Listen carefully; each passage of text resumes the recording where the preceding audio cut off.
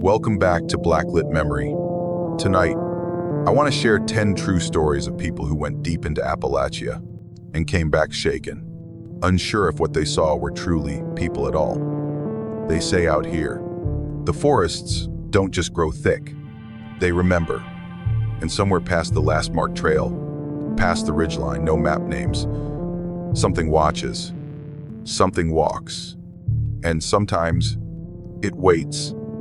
But before we begin, don't forget to subscribe, leave a like, and tell me where you're listening from. Because in these mountains, some of these stories might have started not far from you. Thank you for being here. Now then, let's begin. I came back to Jefferson County when I was 29. After 2 years in Knoxville, that didn't really lead anywhere. My grandfather had passed, left behind an old cabin on the ridge above Dry Creek. It wasn't much. Just 2 rooms and a rusting stovepipe, but it had thick walls, a woodpile taller than me, and no neighbors for miles. I thought that kind of quiet would fix something in me. The first week was slow in a good way.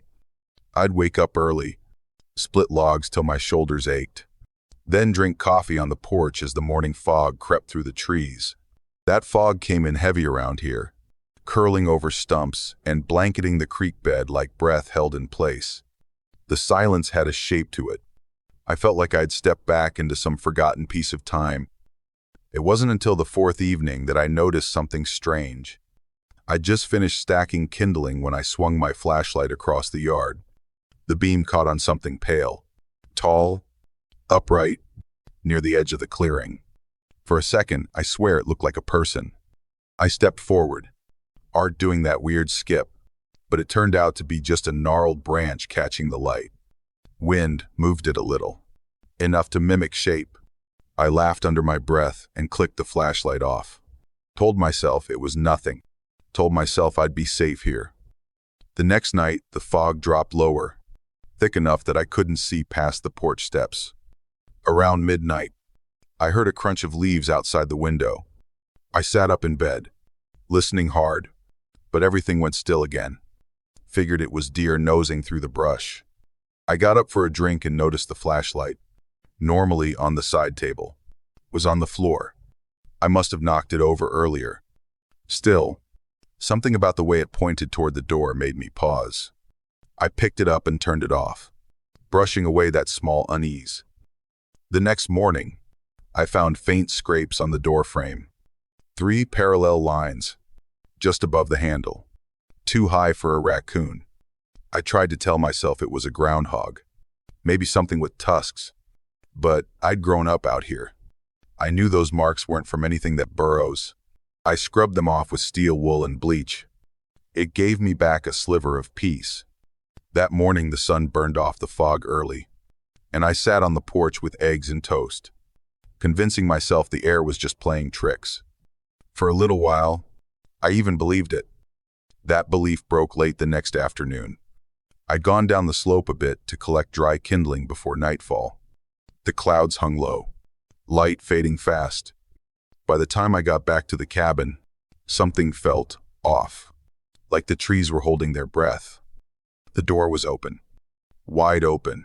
My flashlight was lying on the porch, beam still shining into the doorway like it had been dropped mid-step. I stood completely still. On the wooden threshold, a single boot print sank into the grain, deep and unmistakably human. My brain tried to explain it. Maybe a lost hiker, maybe someone drunk who thought this place was abandoned. But the print was too clear, too deliberate, and the door hadn't been kicked or forced. It had been opened. I didn't even check inside. I just knew. Somebody had been in my home, and now they knew someone was living there. I stood there staring at that boot print until the beam of my flashlight dimmed.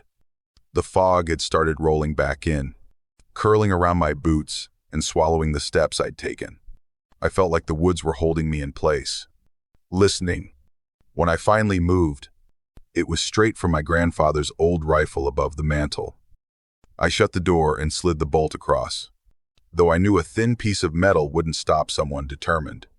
The silence in the cabin had weight now. I kept glancing at the windows. half expecting to see a shape pressed against the glass. My own breath sounded too loud. I told myself I needed proof, a direction, something to make sense of what happened. So I stepped back outside, rifle in hand, and followed the faint prints that trailed into the fog. They led past the stump line, through the wet leaves where I usually set my traps. My boots sank in the mud, and every step echoed wrong. After maybe 50 yards, the prints vanished. The fog was so thick it felt alive against my face.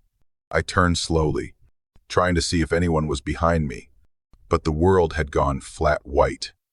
A bird took off somewhere above, and that single noise cracked the air like a gunshot. I went back to the cabin, locked the door again, and pushed a chair under the handle. My pulse was hammering so hard I could feel it in my throat. For the first time since I moved back, I wanted someone else nearby. Anyone. But there was no one left on this ridge to hear me. Hours passed. The night stayed quiet, too quiet, and that quiet eventually tricked me into calm. I made a small fire in the stove, opened a can of beans, and sat by the window. The fog had lifted, and moonlight pooled in the clearing. I told myself I had overreacted. I told myself the mountain was just reminding me who was in charge. By midnight, I almost believed it. The fire crackled steady. The air smelled like smoke and pine. I leaned back on the couch, the rifle resting within arm's reach. For a moment, the world felt like it used to when I was a kid. Safe, is still, familiar. Then the window rattled. Just once, at first. A soft shake, like a branch brushing glass. I froze. When it happened again, harder, I turned and saw the outline of a person. The silhouette was pressed against the pane, breath fogging the glass. One hand, long and pale, spread open against it. The beam from my porch flashlight flickered through the mist and caught the glint of an eye staring straight at me. Everything snapped sharp. I grabbed the rifle, but my fingers wouldn't work right. The figure slammed its other hand against the glass, and then it was inside, bursting through with a sound like splintering ice. I stumbled back as shards flew past my face. The person, or whatever it was, looked human, but barely. Gaunt frame, dirt caked across bare arms, hair tangled and wild. It moved too fast, lunging across the floor. I swung the rifle and felt the butt connect with something solid. It let out a rasp. Not quite a word. I backed away, slipping on glass. Shoulder throbbing. The thing grabbed my ankle. I kicked free and ran for the door, every nerve screaming. The world outside was nothing but fog and cold air. I fell hard, rolled down the slope, branches tearing at my jacket. My flashlight beam jerked across trees as I ran, panting so loud it drowned everything else. For a moment I thought I could hear it behind me, crashing through brush, but I didn't look back. When I reached the truck, I threw the door open and gunned the engine. Headlights cut through the fog and showed nothing, just pale emptiness where the ridge used to be. I drove until I hit the main road, heart pounding so hard I couldn't tell if the sound came from inside or out. I never went back to that cabin. A ranger told me later it was found empty, door still open, like I just stepped out for a walk. Weeks have passed, but I still can't sleep unless a light is on. Every time the fog creeps across the ridge, I see that hand against the window again, and I keep the flashlight close, always within reach, just in case the darkness decides to move closer again. My name is Marla Quinn. I was 24 that fall. A frequency tech sent out to Virginia with a man named Kyle to inspect an old mountaintop signal post. The station had gone dark during a lightning storm, and someone at the bureau flagged it as suspicious. Our job was simple: test the relays, check for interference, make sure nobody had tapped into the frequency. The hut we stayed in was a concrete shell, barely big enough for 2 cots and a radio desk. It sat about 6 kilometers into the forest from the gravel service road. Trees pressed close on all sides, and even during daylight, the place felt held in place by silence. At night, the quiet got heavy, like something breathing just outside your earshot. Kyle handled most of the antenna rigging.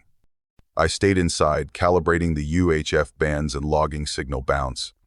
That first evening, the equipment picked up nothing but light static. I was about to shut it down when a voice cut through. Quiet, like breath on glass. Marla. Marla. Leave now. Bias. Ages. I froze. The voice repeated itself 3 times. Then the signal flattened again. No modulation.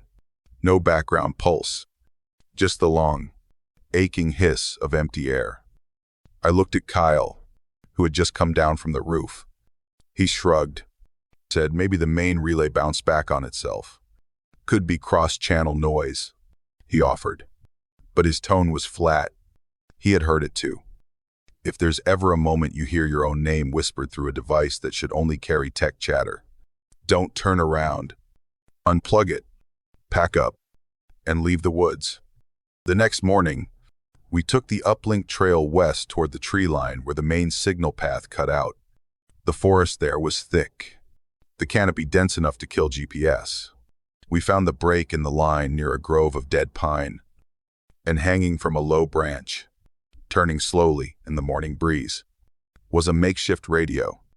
It had been built from a crushed food can, some stripped copper wire, and what looked like the battery guts of a trail cam. Primitive, but functional. When Kyle scanned it, the thing was pushing a steady low signal, close to our own assigned frequency. Almost too close. Kyle figured it was just a survivalist trying to piggyback on emergency bands. You get folks out here building their own rigs sometimes, trying to reach out or listen in, he said. I wanted to take it down. He didn't. What got to me, though, wasn't the signal. It was the marks on the ground under the tree. The footprints. Not boots. Not bare feet either. Wide, shallow imprints. Almost round, as if someone had wrapped their feet in thick cloth or burlap and tied them off with cord. The steps were erratic, overlapping like whoever made them walked in slow, looping circles. That night, the radio turned itself on. We had shut it down, manually, confirmed. No timer, no auto reboot, but the switch flipped with a mechanical clack, and the channel lit up. Not with voice, with breathing. Slow, thick, like someone pressing their face right up to the mic through a layer of soaked cloth. I froze, hand hovering over the switch, heart thudding against my chest. It didn't stop. I looked at Kyle. He was already out of his cot, standing at the window. That's your voice, he said. No, it's not, I said, because right then, the speaker let out something new. We will not leave anymore. The gestion nada was not a word. It was me. My voice, but not from any recording I had made. It was off, slurred, too slow. Outside, a light flickered in the trees. Soft, rhythmic, Morse. Same sequence Kyle had used earlier that day for signal tests. He grabbed his jacket. I'm checking it, just in case. Is one. I wanted to say no, but I didn't. He stepped out, shut the door behind him, and vanished into the dark. 10 minutes passed, then 20. I called for him over the radio. No reply. The static hissed on like nothing had happened. I stepped outside and shone my flashlight toward the woods. The light was gone, and so was Kyle. I waited longer than I should have. Called his name through the window once. Then, over the radio. Nothing. The clearing stayed empty. The forest swallowed the light. So I grabbed my flashlight, zipped up my jacket, and went after him. The forest closed in fast. The trail Kyle must have taken wasn't marked, but I followed where the blinking light had been. The deeper I went, the more the trees seemed wrong. Off angle, leaning in, like they'd been shaped around something moving through them again and again. After maybe 20 minutes, I saw it. A narrow trail sloping under the roots of an old oak, almost like an animal path. But it wasn't natural. There were items hanging along the sides, things someone had put there. Bones wrapped in cloth, rusted cans scratched with marks, scraps of clothing, old, sun-faded, torn by hand. Everything was damp, covered in moss, but the path was clean. Walked often. I called out Kyle's name, but the only thing that answered was the wind. The trail opened into a shallow hollow, a low dip in the earth ringed by stones. At the far edge, a lean-to structure crouched low to the ground. It was barely taller than my chest, made of lashed wood and animal hide. I dropped to a crouch and slipped inside. Silence. No movement. No breath but my own. And then I saw them. Strips of cloth. Dozens. Hanging from the ceiling like drying meat. Each one embroidered crudely with mouths, hands, and eyes. All open. All watching. Beneath them, a pile of cassette tapes sat broken and unlabeled. And next to it, Kyle's hat. I turned too fast. Flashlight sweeping. My stomach dropped. This was no random shelter. It was lived in. Recent. The fire pit still held warm ash. The bedding was fresh. Grass and leaves still damp where someone had lain. And the walls, covered in one repeated symbol, scratched over and over again. 3 vertical lines. 1 diagonal slash. 2. I. I looked up. Above me, hanging by wire, was another tin can radio. Soft clicking, broadcasting. Same band as ours. I stepped back. My shadow moved across the wall. But I had not moved. The shadow twitched again. Longer than mine. Sharper. I ran. Through the cloth, past the pit, back up the slope. Branches caught my sleeves. Something snapped behind me, but I did not stop. I did not look back. I made it to the tree line just as the first orange light of morning touched the ridge. They searched for Kyle. Found nothing. No one believed what I saw. They blamed weather, confusion, exposure. But I know what I heard. What followed us. I still have the recording from that night. I've never played it back. And sometimes, when the static breaks through my home radio, I think I hear it again. A voice shaped like mine, saying my name. Before we step into the next story, if you're still here, still listening, with the lights low, maybe drop a comment. Just tell me where you're listening from. It helps more than you know. All right, let's keep going. My name is Jackson Reeves. I was 32 that summer when I returned to the old family mine in Harlan County, Kentucky. It had been shut down for decades, left to rot in the shade of the hills. But my Uncle Mike used to run what was left of it until he passed last spring. I came back not for nostalgia, but to sort through the cabin, take stock of any remaining records, maybe clear the land if it was safe. The first few days were quiet. I stayed in the lean-to structure next to the main shaft, using the old desk inside to review scattered blueprints and logbooks. Everything smelled of damp wood and rust. Bats stirred sometimes in the rafters, but nothing else moved. On the third day, I found a rusted tin box under the workbench, half buried in packed dirt. Inside was a tarnished brass ring with the initials M.R. carved on the inside band. I figured it belonged to Mike, maybe from back when he still worked the tunnels. I slid it on my right hand without much thought. It was a little tight, but not uncomfortable, so I kept it.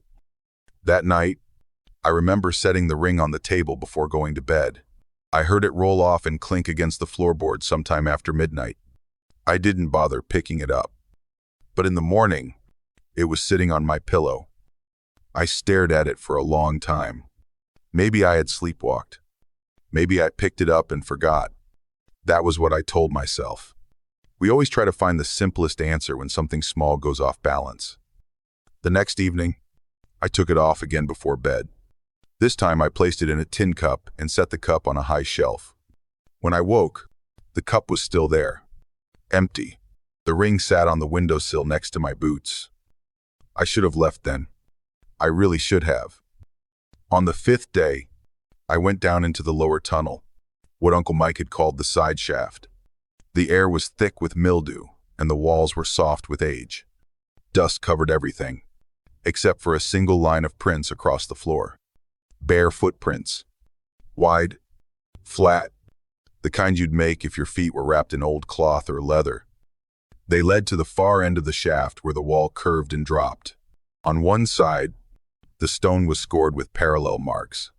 Long, claw-like lines, always grouped in sets of 4. They weren't tool scratches. They looked deliberate. There were symbols, too. Repeated shapes scratched shallow into the rock. Spirals. Staggered arrows. Some looked like hands. The deeper I went, the stronger the smell became. A thick, earthy rot that clung to the roof of my mouth. I started to feel like I was being watched. Like the mine had lungs, and I was breathing its air instead of my own. I told myself to turn back. But I didn't. Not until I saw it. In the far corner of the chamber, where the wall dipped just beyond the reach of my light, something was sitting. Slouched. Motionless. I stepped closer and aimed my flashlight. What I saw looked human. Maybe. Covered in mud. Hair matted to the scalp. Arms curled around, something like a bundle of rope. Then it looked up. Eyes clouded with gray. Skin stretched and raw. It did not blink. The light in my hand flickers. I take a step back. My boot slides across something slick. At my feet lies a frayed rope, one end tied to a rusted ring hook, half buried in the mud. I can't go deeper. I know that now, because something else lives here, and it wants me to stay. I locked the cabin that night and packed what I could. The ring was in my pocket because I could not leave it behind. It felt wrong to keep it, but worse to throw it away. By midnight, the wind had turned cold, and I could hear something moving outside. There was a scraping sound against the wall, like metal dragged slowly over stone. Then the sound of something heavier being pulled, inch by inch, closer to the door. I did not breathe. Every creak of the floor felt like a scream waiting to happen. When the noise stopped, I told myself it was the wind and waited for daylight that never seemed to come. Around 3 in the morning, I made up my mind. I was leaving. I took the flashlight, the small pack, and went for the old escape route my uncle had once mentioned, a narrow cut in the side of the mountain that the miners had used if the tunnels collapsed. I had never seen it before, but I remembered where the ridge curved away from the shaft. The path was steep and slick with moss. My light kept catching on shapes I could not name, scattered bones or old tools half buried in mud. Each step felt louder than it should have been. The mine behind me was silent, but the air around me was not. It hummed, faintly, like breath. I reached the opening, a split in the stone no wider than my shoulders. It was the only way out. I slid in, chest pressed against the cold rock. My pack caught once, then released. The stone pressed hard against my ribs, forcing me to exhale just to move another inch. Ahead, I could see a faint shimmer of forest light. I kept crawling. My shirt scraped against the wall. The flashlight beam jittered as my hands shook. It was close now. The smell of fresh air, the sound of water dripping somewhere ahead. My heart steadied a little. I thought, for a moment, that I had made it. Then something brushed my back. It was light at first, just a tug. I thought it might be a snag of fabric. Then it pulled again. Stronger. Deliberate. I froze. My body pressed hard into the rock as if the mountain itself wanted to keep me. I twisted to look back. The beam of the flashlight trembled. A hand, gray and slick, reached from the dark behind me. Fingers long and thin, nails chipped to points. They caught the edge of my shirt and tore through the fabric. I kicked hard, feeling the stone shred my palms. I could not turn fully, only shove forward. The air grew tighter, colder. Something scraped the rock near my legs. Slow, patient. My breath came in gasps. I pushed with everything I had. The light ahead flared. I reached for it. The shirt tore again, and I felt the rush of cold air hit my face. My hands found grass, roots, anything that held. I pulled until my shoulders burned. The fabric ripped one last time, and I fell forward into the forest mud. My body shook. My flashlight rolled away, spilling its beam across the trees. Behind me, from inside the crack of stone, came a single sound. Metal on rock. The clink of something small falling and rolling until it stopped. I did not look back. I ran until the hill flattened and the trees swallowed the path. I do not know how long I stayed moving, or how I found the road at dawn. Since that night, I have not worn a ring again. Any ring. I moved to the city, far from the hills, far from the tunnels that still breathe, but I never sleep with the lights off.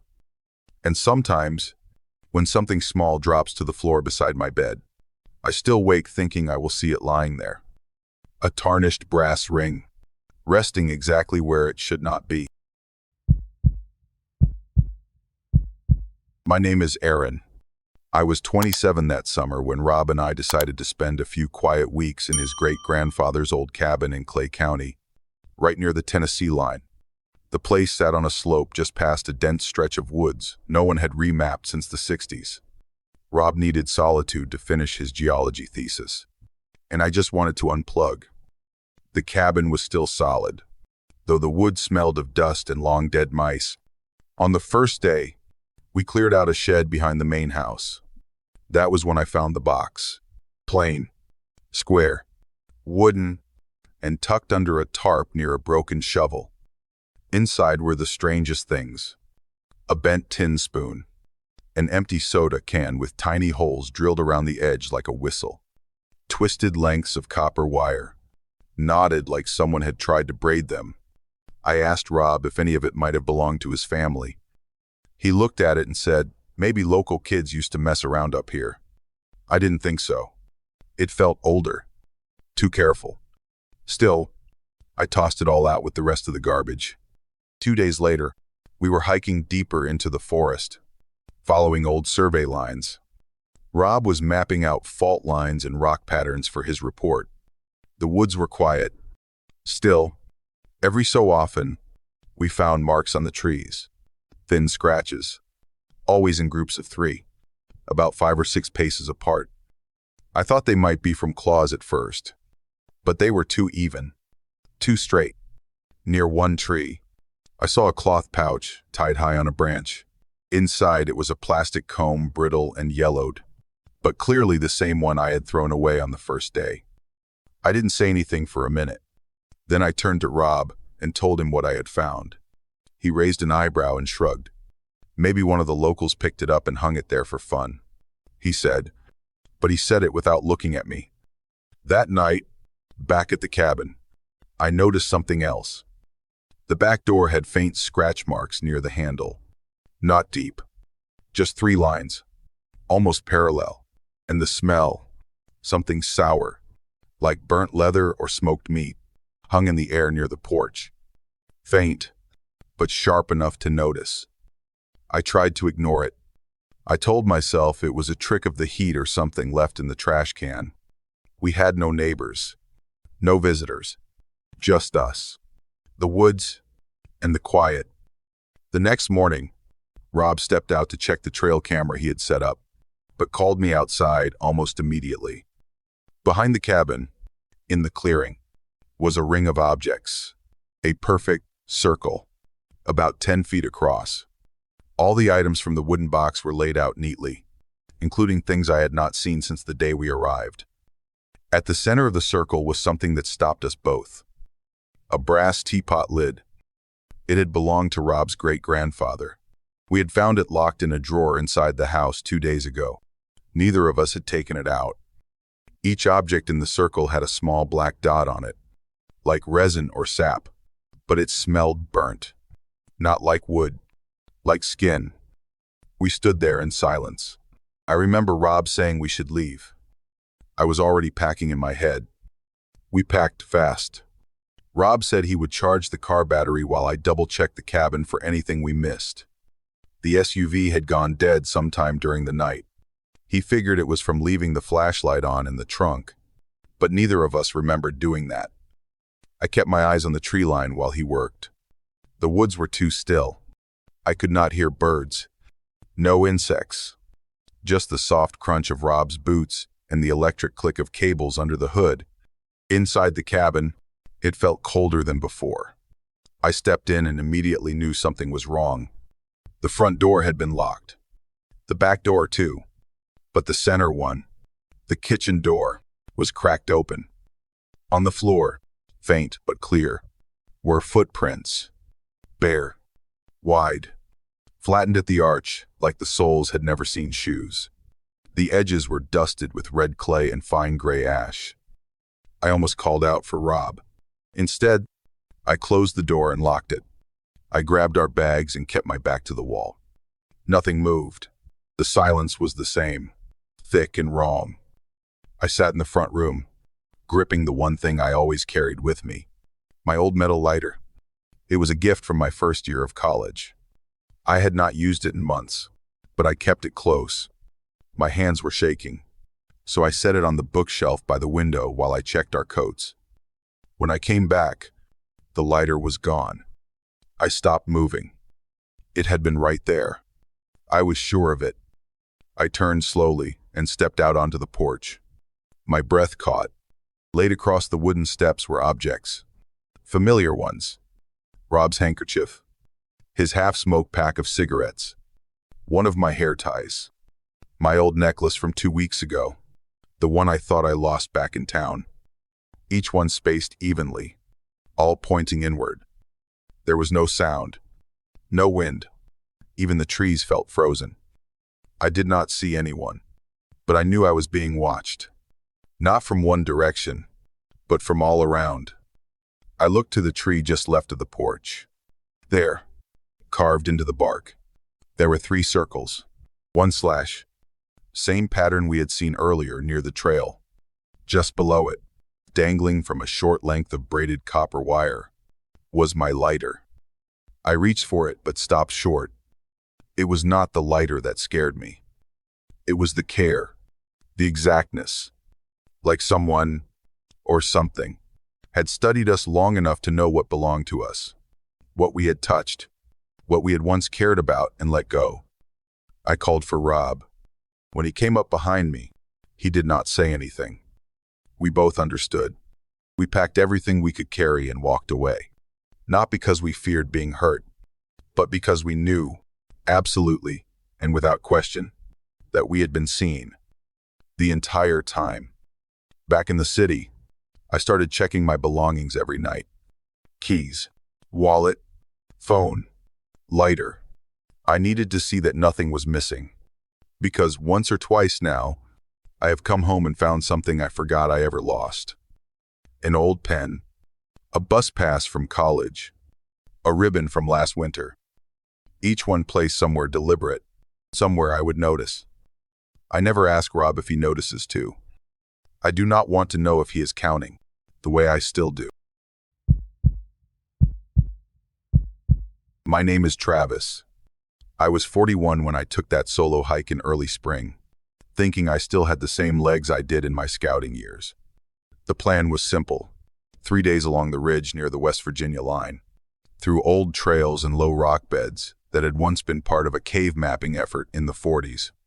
I packed light, planned, smart, and expected nothing more than a few quiet nights and the ache of a good climb. That first day went smooth. The weather held steady and the trail was quiet. Just wind through leafless trees and the occasional snap of twigs under my boots. Toward dusk, I found a shallow rock shelf tucked into the hillside. It was just high enough to sit under and deep enough to keep the wind off. Dry. Hidden. Easy choice for the night. I dropped my pack and knelt to clear space for my mat. That was when I saw the branch. A length of green wood, fresh, not fallen, sharpened at one end and wedged into the crack where the stone met the earth. It pointed inward, like an arrow stuck in a wound. I pulled it free and tossed it aside. Thought maybe some local hunter had left it, or a kid messing around. The night came fast. I settled into my bag and let the fire die low. For hours, there was only the hum of wind sliding over stone and the distant howl of something wild. Nothing unusual, nothing to keep me up. But sometime after midnight, I woke, not to sound, not at first, but to the feeling that I was not alone in that shallow space. Then I heard it, a breath, soft, wet, coming from behind me from deeper in the rock split. It was not wind. I know the difference. Wind does not hold rhythm. I held still, eyes open in the dark. It faded after a few seconds, like someone backing slowly away. I told myself it was my imagination. Just air funneling through the stone, bouncing off the cave wall. Morning came cold and gray. I stepped out to stretch and found something that had not been there before. A smear of mud, thin, but deliberate, wiped along the stone in a low arc, like someone had dragged an elbow or forearm through the dirt to brace themselves. Not a footprint, not an animal trail, something intentional. Right near my gear, I saw something else, a small bird bone, bleached and brittle, tied with a loop of dry grass, twisted clean, like a charm or a marker. I had not seen it the night before.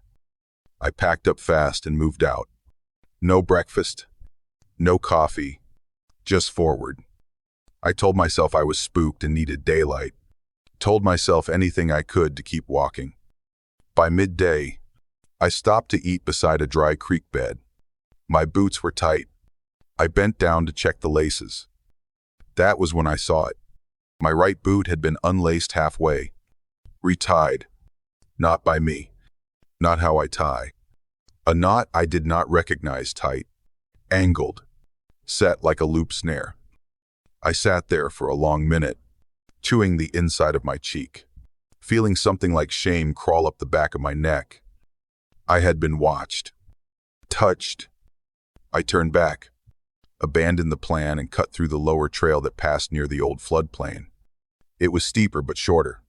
I just wanted out. Then the rain came, light at first, then steady, somewhere between the ridges. I slipped. My boot caught slick moss, and I dropped sideways into a slope of crumbled rock. The only way forward was through. Ahead of me was a crack in the stone, narrow, just wide enough for a man to crawl. I took one breath. Then I went in. The stone pressed in on both sides. I kept my arms tight to my chest and dragged myself forward inch by inch. My coat snagged once on a jagged edge, then tore. The air was wet and close, full of old earth and something else beneath it, something like ash. I kept going, eyes locked on the dull light ahead. Each breath echoed against the stone. There was no space to turn around. I told myself to focus on the end, not the silence behind me. The passage began to tighten. I had to shift to one elbow, pulling my bag behind me by the strap. My shoulders scraped the top and bottom. The light dimmed again as a cloud passed over the sun. I paused, just for a moment. There was a dip ahead, a slight widening, maybe enough to rest before the last push. I reached it, slid into the space, and let my forehead touch the stone.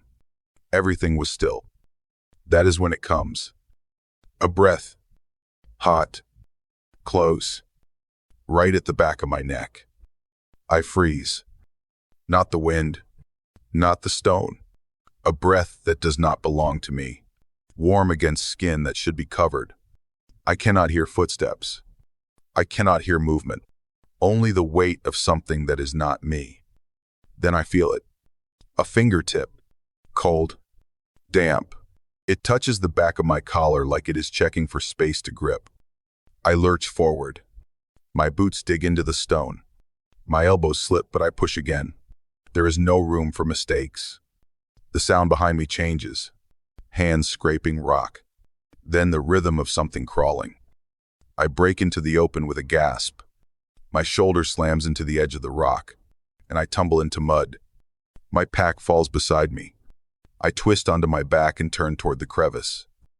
Something is there. A hand reaches out, caked in dirt, fingers thick, skin pale and wrinkled. Hair clings to the forearm like wet moss. It grabs my ankle. I kick hard. It lets go. A sound escapes the crack. Not a growl, not a voice. Just breath again, sharp and broken. I scramble up, knees bleeding, shoes slipping in the rain-washed dirt. I do not look back. I run until the trees thin, until my lungs ache and the sound of water drowns everything else.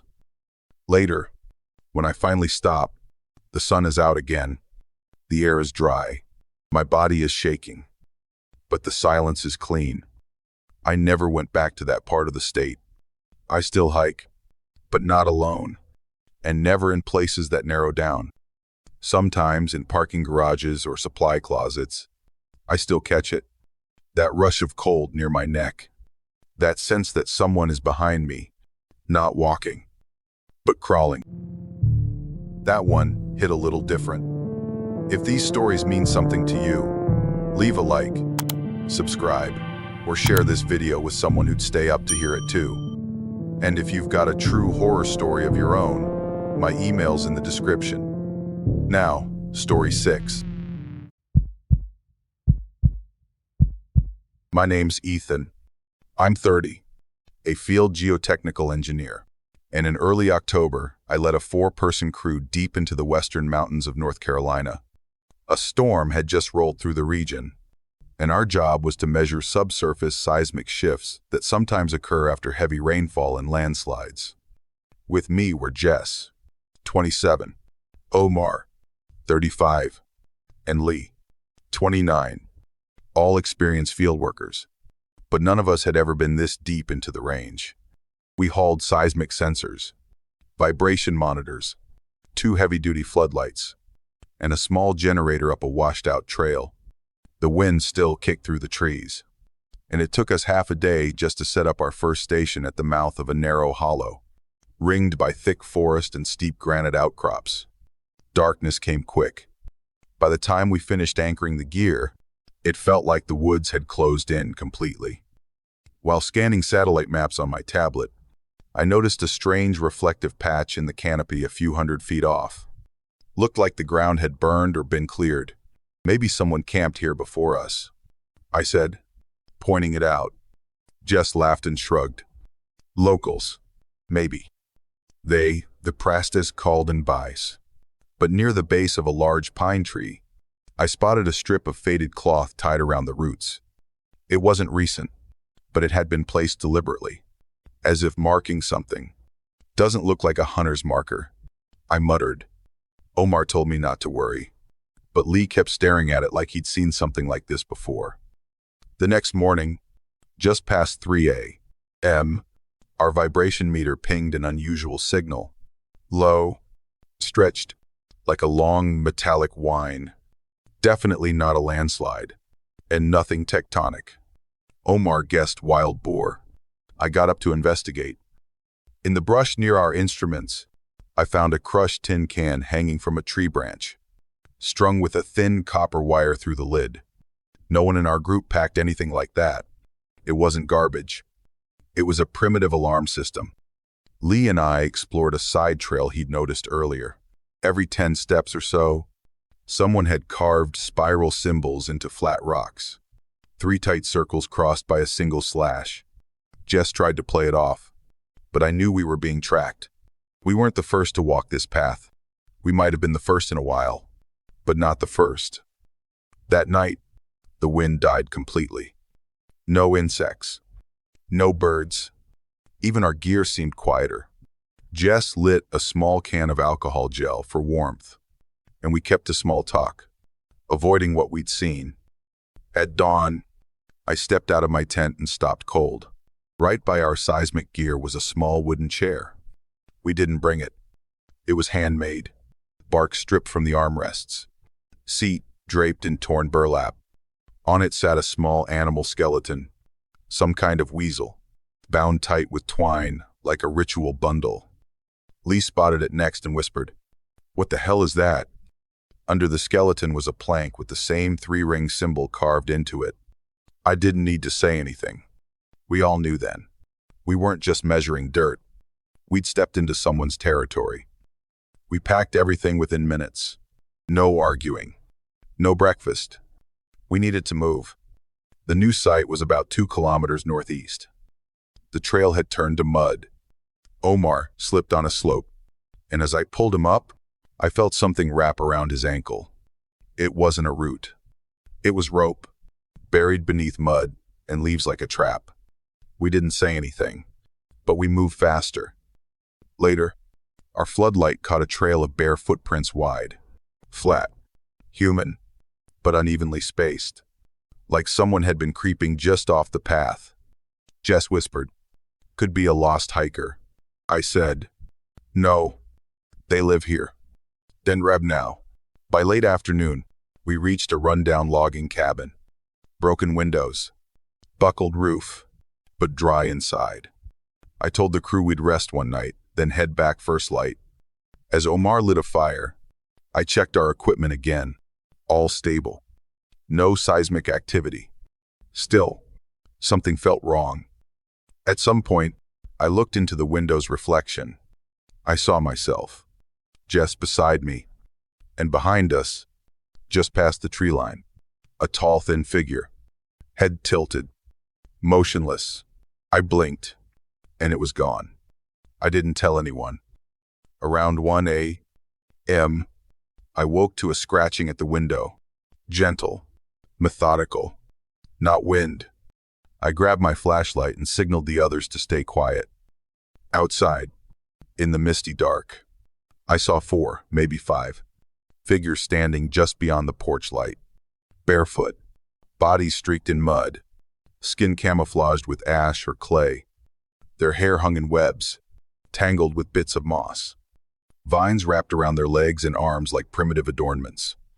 They didn't speak. They just watched. One of them stepped forward and dragged a muddy hand down the cabin door. A slow, rasping scrape. Omar helped me brace the door while Jess shoved her backpack under the gap. Lee crouched beneath the table, shaking. The doorknob twisted slowly. Then came footsteps circling the cabin. Not running, pacing. Then a howl. Low, guttural, human, but strained, like someone howling through clenched teeth. Another answered. Then a third. They weren't yelling. They were communicating. We barricaded the door with whatever we could move.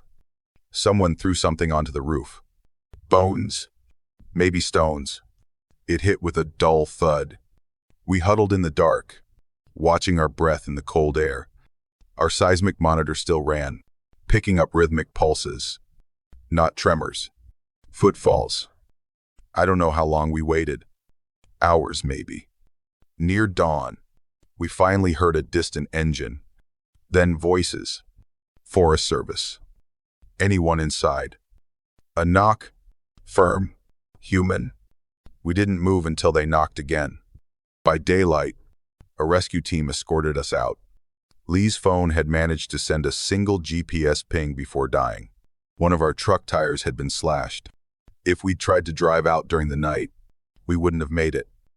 I never went back to field work after that. I took a lab position, away from forests, away from ridgelines. Jess took a leave of absence and now refuses to camp. Omar never responded to another crew email. Lee changed. Every time the wind howls outside his apartment, he shuts off every light and hides under a blanket. He told me once, they weren't crazy. They weren't feral. They had a language. It not like dings. I kept the vibration monitor.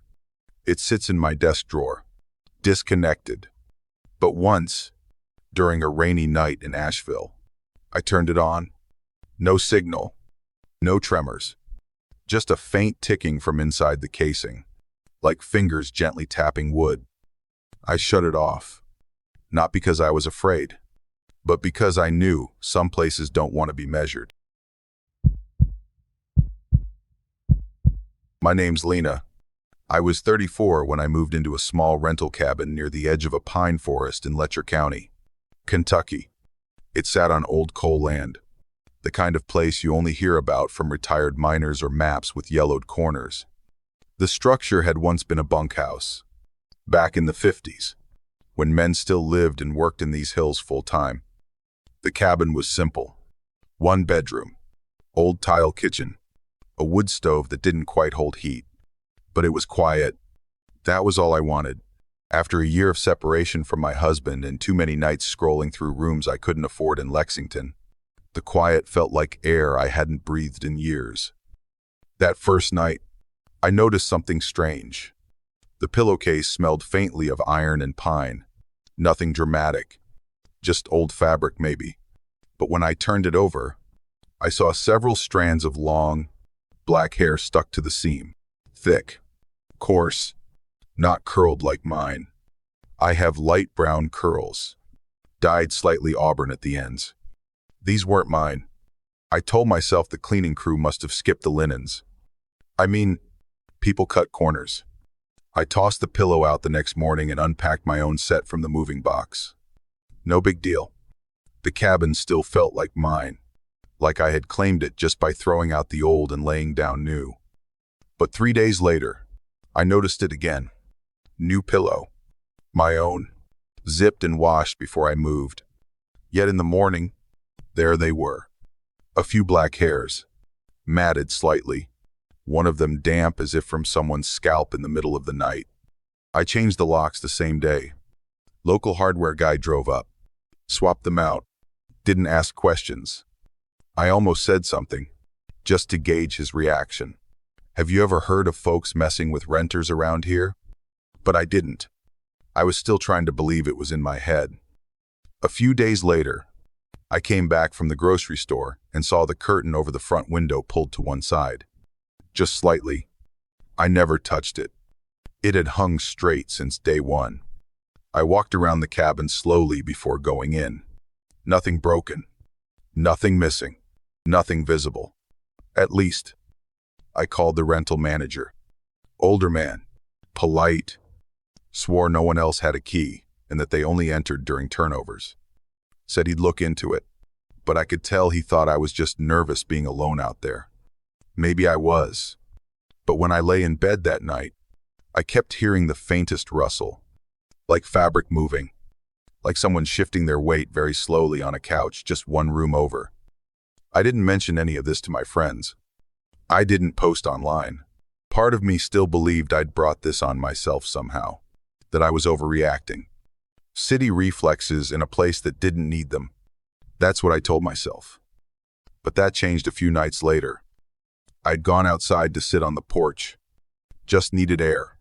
The night was warm and the moon was low, barely a slice, but enough to outline the trees across the clearing. I remember the quiet most. No wind. No bugs. Not even a car in the distance. And then I felt it. That shift in the air when someone's eyes are on you. I looked out past the clearing. Near the tree line, maybe 20 feet into the woods, stood a figure. Thin. Still. Half behind a trunk. I couldn't see the face, but I could feel the direction of its stare. Right at me. I stood up. Didn't move fast. Just steady. When I blinked, it was gone. No sound. No leaves rustling. Just gone. I locked the door behind me. Double-checked every window. Slept with the lights on and one hand on my phone. The next morning, I found something on the wooden steps outside the cabin. It was a necklace. My necklace. A silver chain with a chipped red pendant. I hadn't seen it in years. 3 at least. Last I remembered, I had lost it in the move after I left my husband. I searched for weeks back then and gave up. And now, there it was. Clean. Intact. Centered neatly on the step like someone had returned it. Or like they wanted me to know they'd had it. I locked every window that day, pulled the curtains tight and ran the lights all night. Even the porch lamp that buzzed and flickered. I swapped my pillow again, this time using an inflatable camping one. Just plastic and air. No stuffing. No case. I thought maybe that would stop it. But the next morning, on the wooden floor by the bed, I found 3 strands of black hair. Longer than before. Slightly curled at the ends now, like they'd been damp when they fell. I knelt down and stared at them for a long time before brushing them into a tissue. I didn't cry. Not yet. I set up a camera in the corner of the bedroom. Motion triggered. Brand new. That night, I left it running while I slept, too tired to keep watch again. I even muttered something before bed. Something like, "I'm done being scared," though my voice didn't sound like mine anymore. In the morning, the file was blank. No footage. Just a timestamp that said 2:13 a.m. Then a jump to 6:04. The same as every other night, like something had leaned in and erased its own presence, or like it had never been there in the way we understand. That afternoon, I called for a moving truck. Told the manager I'd be gone by nightfall. No need for the full lease. He didn't ask questions. I packed everything I could into boxes, stripped the bed, stuffed clothes into garbage bags. The whole time I felt like I was being watched, but not from the trees this time, from inside the walls. Then, for a few strange hours, it got quiet again. I sat in the middle of the cabin floor, surrounded by taped-up boxes and half-sipped tea. Light poured in through the front window. Birds were singing. It felt normal. The first real moment of peace in weeks. I told myself maybe it was just grief. The tail end of a long year. A slow unraveling that finally broke open when I let myself sit still. I even smiled a little. Thought about texting my sister. Thought about making lunch. But when I stood up, I felt it under my hand, just beneath the edge of the stripped mattress. A small clump of hair, dark, twisted into a loose circle, placed neatly like a keepsake. My hand recoiled. I didn't scream. I just sat back down and stared at the bed. Then I opened the closet. All my clothes, every piece I had folded and packed and stored away, had been removed, refolded, and stacked again. But now they were arranged by color, by season, like someone had been living beside me, sharing space without sound, touching my things without leaving marks. I opened the drawer of the nightstand. Inside was a scrap of soft fabric, cream-colored and stained faintly with charcoal. On it was a drawing, the cabin, from a distance, door open, window glowing, and inside the window, a small figure drawn in black, lying down, alone. I didn't move, didn't panic, just folded the cloth slowly and slid it into my jacket pocket. Then I turned on the lamp, even though the sun was still bright outside, and I sat on the floor again, knees to chest, and waited for the moving truck to come. My name's Danny. I was 25 when I took Mireille, my girlfriend at the time, on a weekend camping trip near Keokee, Virginia. We picked the spot because it looked empty on the maps and used to be a workers' camp back in the 40s.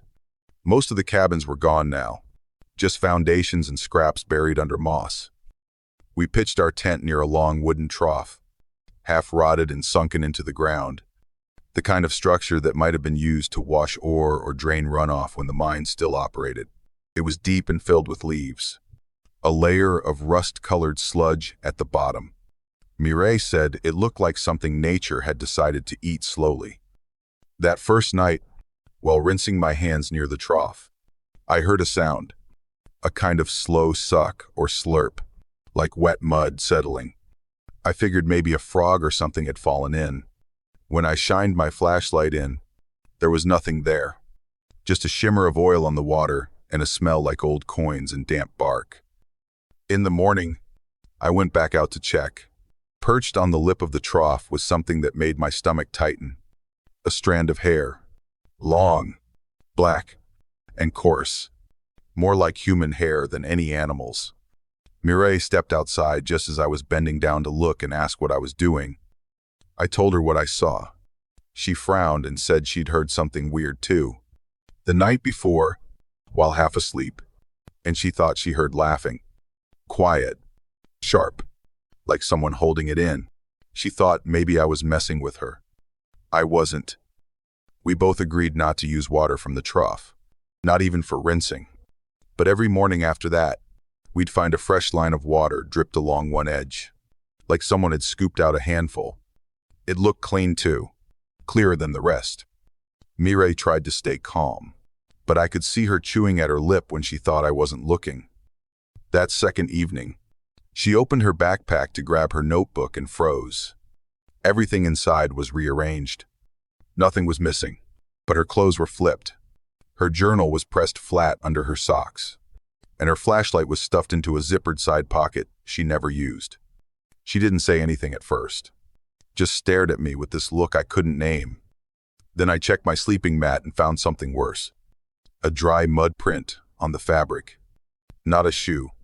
Not an animal paw. A hand. Human. With 4 long fingers and what looked like clawed or overgrown nails. The rain started that night. It came soft. Just a drizzle through the branches. Enough to make the tarp slick and the fire sputter. We zipped up the tent and tried to sleep. But the sound started around midnight. A dragging noise. Like something heavy being pulled across wet earth. We lay still. Both of us heard it. The sound circled around to the trough, then stopped. I turned on my flashlight and pointed it through the mesh screen of the tent. For a split second, I thought I saw something reflect.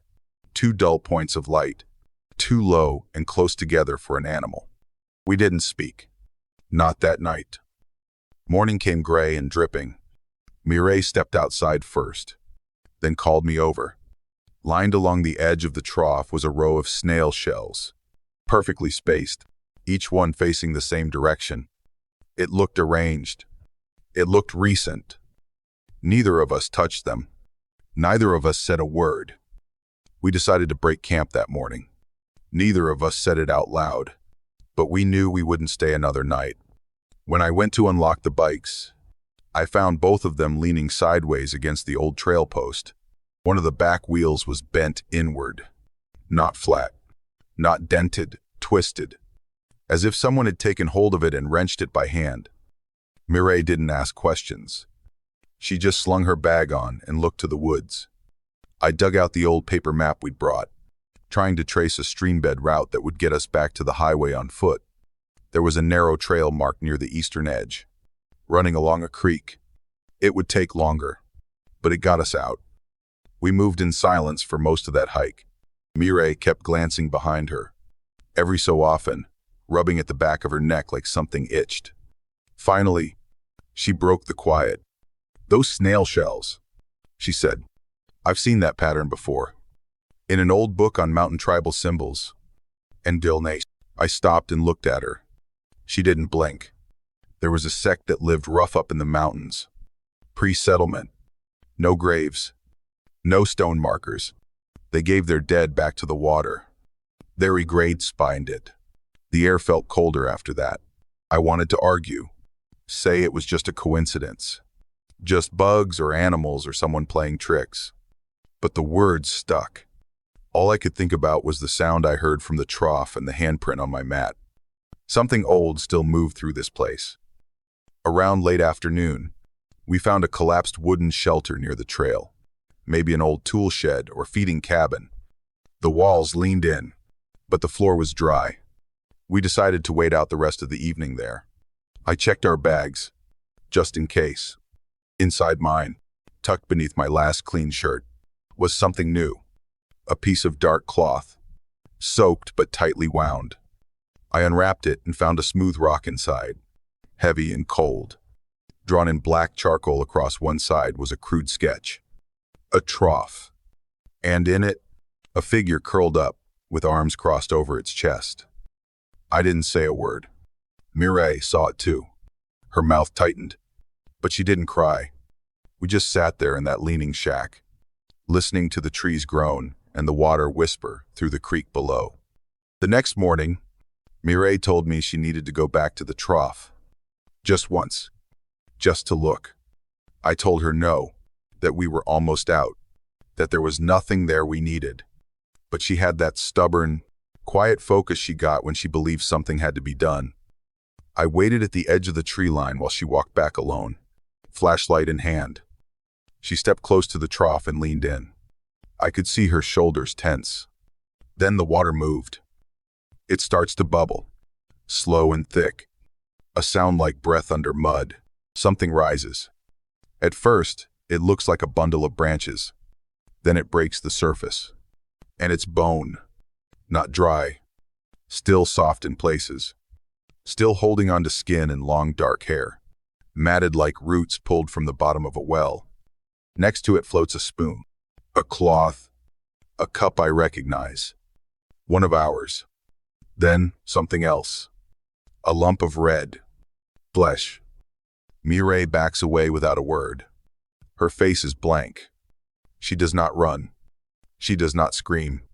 She walks until she reaches me, and we leave together. We do not talk the rest of the hike out. We left that region by noon, took the first car ride we could get back into town. Within a week, we were done. Mireille ended things. She told me quietly over coffee, something picked us. It does not chase. It waits. On Dory's, I tried therapy. I tried forgetting. But some nights, especially when I hear water through pipes or smell rust in the drain, I see it again. That shape in the trough, patient and fed. And last week, by the sink in my new apartment, I found 3 snail shells lined up in a row.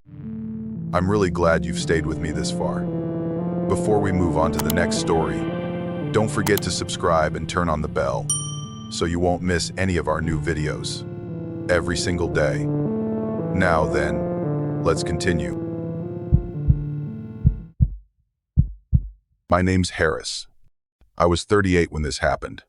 Still working. Freelance forestry contracts. Mostly alone. And still sleeping better in a tent than I ever did in a bed.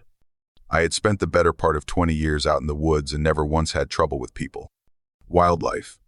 Sure. Weather. Of course. But people, I figured I camped too far off for that kind of problem. That week, I was mapping a section of steep ridgeline near Greenbrier County, West Virginia. Locals said the area was unstable. All shale and loose rock. Not many trails worth walking. That was fine by me. I preferred places nobody wanted to bother with. I set up camp in a shallow ravine beside a thin stream. The walls of the slope made the wind quieter there. Good cover. No signs of recent travel. Just leaf rot and some old deer prints. I pitched the tent just above the waterline and cooked my dinner on the second largest rock I could find. That night, just after I had zipped up the tent and turned off my headlamp, I heard a sound. Close. A sharp crack. Like a jaw closing hard on something brittle. The kind of sound you might hear if a fox caught a squirrel and bit straight through bone. I sat up. Listened. Nothing but some brush moving. I figured it was raccoons or something chewing on a carcass. You get used to noises in the woods. Or at least, you think you do. In the morning, I went to check the area behind the tent. About 10 feet away, there was a pile of fragments. Tiny bone splinters, blackened hair, and a copper wire wrapped into a loop, half burnt and tangled in fur. I poked it with a stick. It didn't look like a natural kill, but I buried it anyway. Told myself it had to be old. Some hunter's snare. Maybe. That night, the biting sound came again, but this time, it was behind me. Then later, to my right. Later still, to the left. Always just outside the tent's thin walls. Always just out of sight. By the third night, I stopped pretending it was an animal. Around the edge of camp, I began finding scratch marks on the trees. Thin, parallel, too straight for claws. They didn't cut deep, just enough to leave a pattern. Every tree within 10 paces of my camp had one. Some near the base, some over my head. I circled out farther the next day, maybe 30 yards into the woods. More scratches. Same spacing. It was like someone had measured the distance, like they were mapping me. That night, I didn't sleep. I kept the lamp off and the tent unzipped halfway. I wanted to catch it if it came close. Around 2 in the morning, I heard something move through the leaves. Not walking, crawling, weight low to the ground, slow and steady, dragging limbs. I turned on the flashlight. What I saw stopped my breath. A figure, bare, thin, face hidden under long hair, moved on all fours just beyond the rocks. The limbs were wrong, bent too far. The hands touched the ground flat like paws. It paused for a second. Then it turned its head, not toward the light, but toward the tent.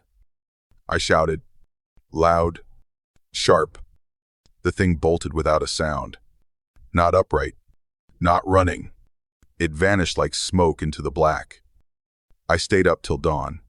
I packed fast, real fast. When I zipped the tent open again, I saw that it had already been disturbed.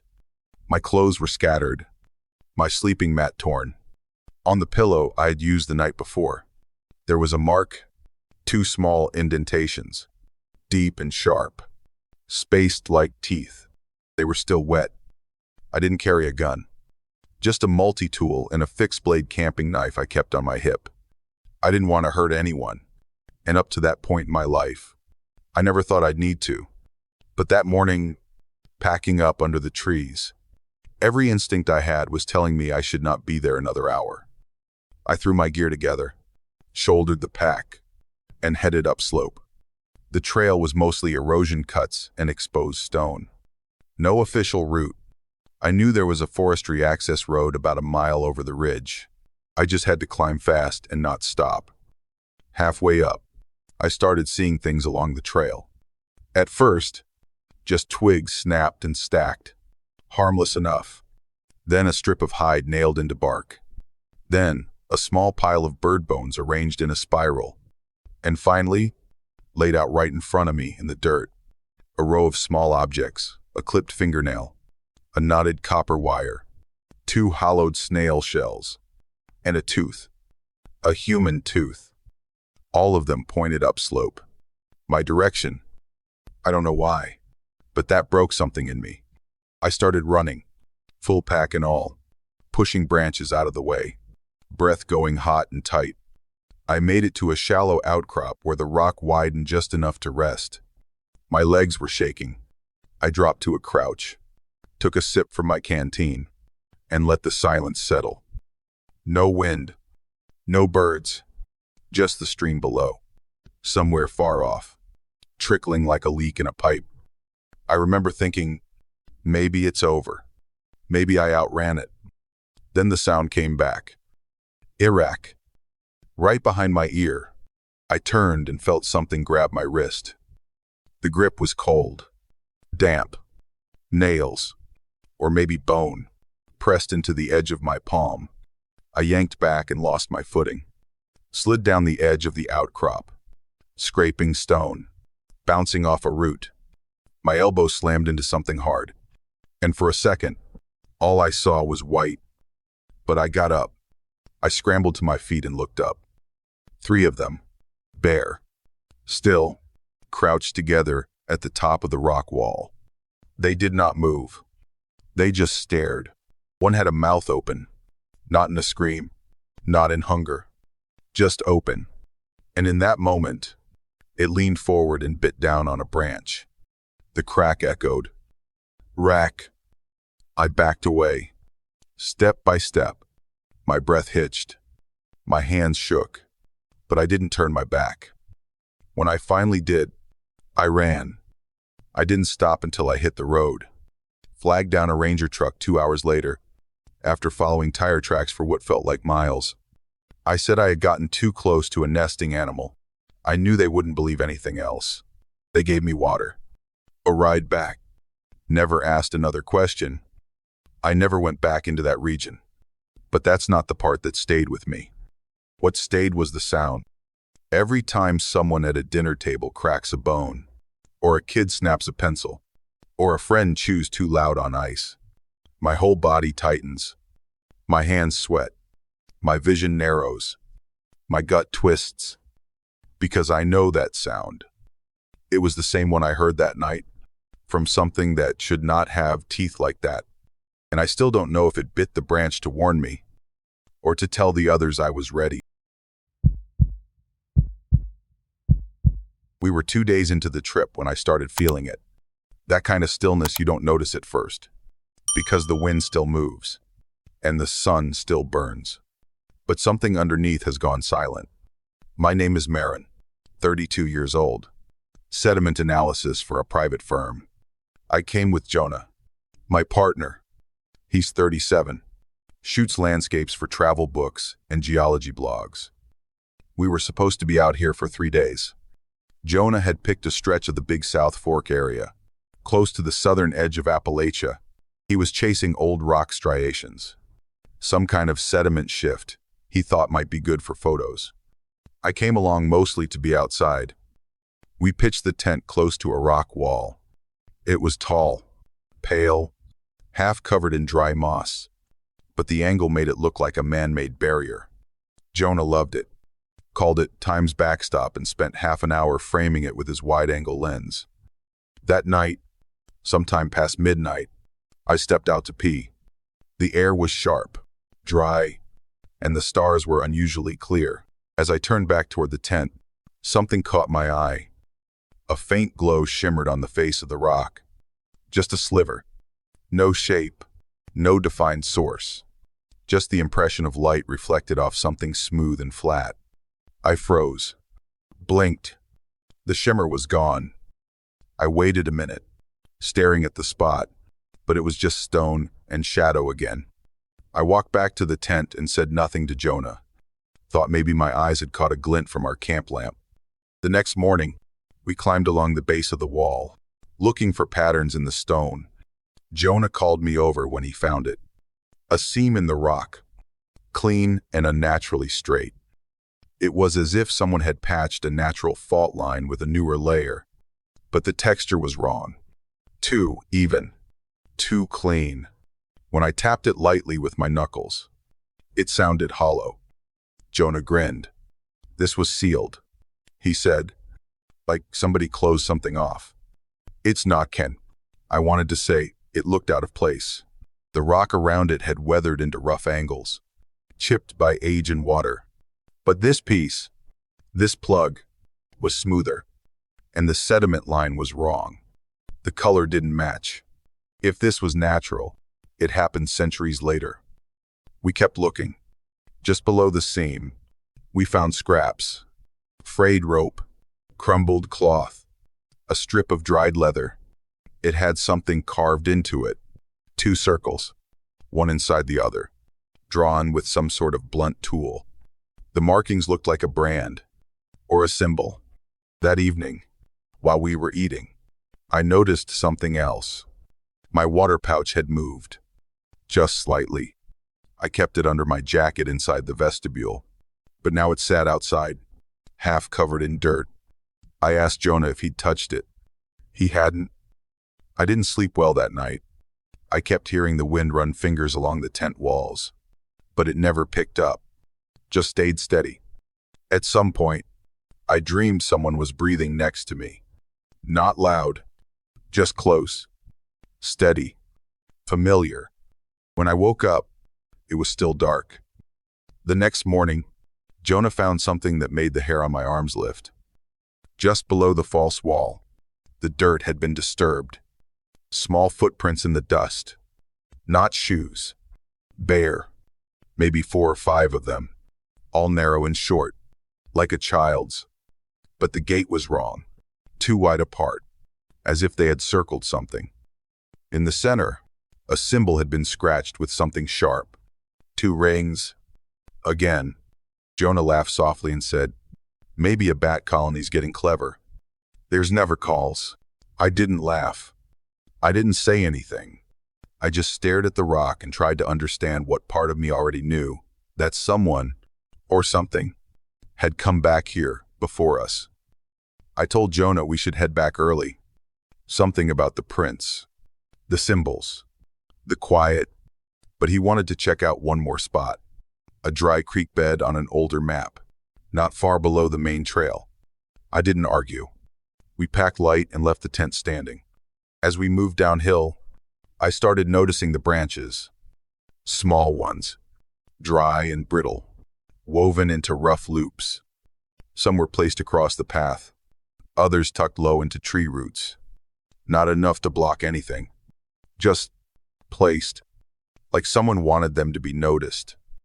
I didn't touch them. The ravine below was narrow, with sharp walls and thick underbrush. The sun was high by then, and the face of the rock, where we sat, lit up like polished bone. Jonah took a break, pulled out his camera, and scrolled through shots from the day before. Then he stopped. "Come here," he said, and tilted the screen toward me.